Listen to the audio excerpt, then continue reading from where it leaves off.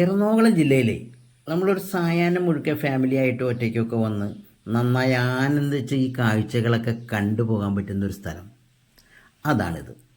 ഒരു 13 ഐലൻഡുകൾ ചേർന്ന ഒരു സ്ഥലമാണ്.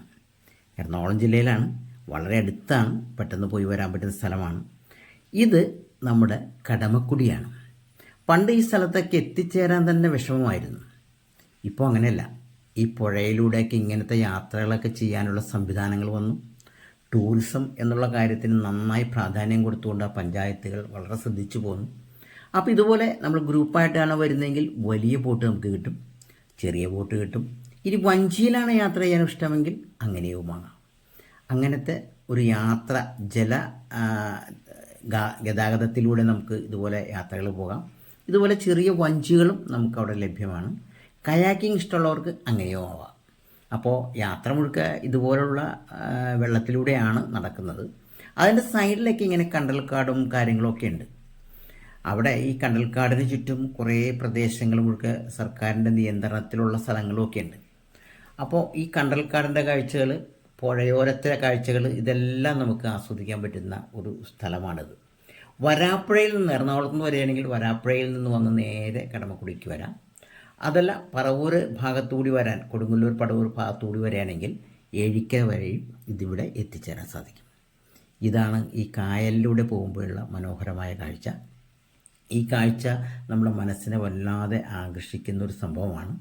ഇതുപോലെ മെട്രോ, വാട്ടർ മെട്രോൻ്റെ സ്റ്റേഷൻ ദൂരെ കാണുന്നതാണ്, അതൊക്കെ ഉണ്ട്. ചെറിയൊരു ബോട്ട് എടുത്താണ് ഞങ്ങൾ യാത്രയ്ക്ക് പോയത്. അവിടെ ചെറിയ ബോട്ട് കിട്ടും. അതൊരു വേറെ കൂടെ ഒരു ഫാമിലി അവിടെ വെച്ച് പരിചയപ്പെട്ട ഫാമിലിയാണ്. അവരെ കൂടി കൂട്ടിയിട്ടാണ് ഞങ്ങൾ യാത്ര ചെയ്തത്. ആ ബോട്ടിൻ്റെ റേറ്റും കാര്യങ്ങളൊക്കെ 1200 രൂപ കൊടുത്താൽ 7 പേർക്ക് യാത്ര ചെയ്യാവുന്ന ബോട്ടാണ്. ബോട്ട് ചങ്ങാതിയുടെ ഫോൺ നമ്പറും മറ്റുള്ള ഡീറ്റെയിലും ഞാൻ താഴെ കൊടുത്തിരിക്കാം. അപ്പോൾ ഇതുപോലെ കയാക്കിങ്ങും കാര്യങ്ങളൊക്കെ നമ്മളെ വെള്ളത്തിലുള്ള കളികളൊക്കെ കഴിഞ്ഞ് ഞങ്ങൾ കരയ്ക്കിലേക്ക് വരികയാണ്. അതും മറ്റൊരു കാഴ്ചയാണ്. ഇങ്ങനെ ഏക്കർ കണക്കിന് കിടക്കുന്ന പാടഭൂമികളാണ്. അവിടെ കെട്ടും ഭൂമിയൊക്കെ ആയിട്ട് കിടക്കുകയാണ്. ഇവിടെയൊക്കെ നമ്മൾ നോക്കുമ്പോൾ ദൂരെ നോക്കി കൊക്കുകളെല്ലാം ഇങ്ങനെ വാനിലേക്ക് പറക്കാൻ തയ്യാറായി നിൽക്കുന്ന ഒരു അന്തരീക്ഷം. നല്ല ഏകദേശം സൺസെറ്റിനോട് അടുക്കാറായി. അതിൻ്റെ ഒരു ലക്ഷണം നമുക്കവിടെ കാണാൻ സാധിക്കുന്നുണ്ട്. ഇതെല്ലാം ഒത്തിണങ്ങി ഒരു സായാഹ്നം മുഴുവൻ നന്നായി ആസ്വദിച്ച് പോകാൻ പറ്റുന്ന ഒരു സ്ഥലമാണ്. അത്യാവശ്യം ഭക്ഷണം കിട്ടും. നല്ല കള്ള് ഷാപ്പുകളുണ്ട്. ഭക്ഷണം കഴിക്കാൻ പറ്റുന്ന കള്ള് ഷാപ്പുകളാണ്. കള്ള് മാത്രമല്ല, അതും കിട്ടും.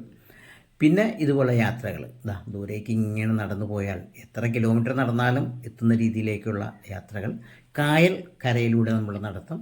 ഇനി ഒരു പ്രത്യേകത നോക്കി, ഇത് കേരള ശാസ്ത്ര സാഹിത്യ പരിഷത്തിൻ്റെ കുട്ടികൾ അവിടുത്തെ പ്ലാസ്റ്റിക് മാലിന്യം നിർമ്മാർജ്ജനം ചെയ്യണമെന്ന യജ്ഞത്തിൻ്റെ ഭാഗമായിട്ട് വന്ന് ചെയ്തുകൊണ്ടിരിക്കുന്നതാണ്. അവരെ അഭിനന്ദിക്കുന്നു. അങ്ങനെയുള്ള കാഴ്ചകളൊക്കെ നമ്മളവിടെ കാണാൻ സാധിച്ചു.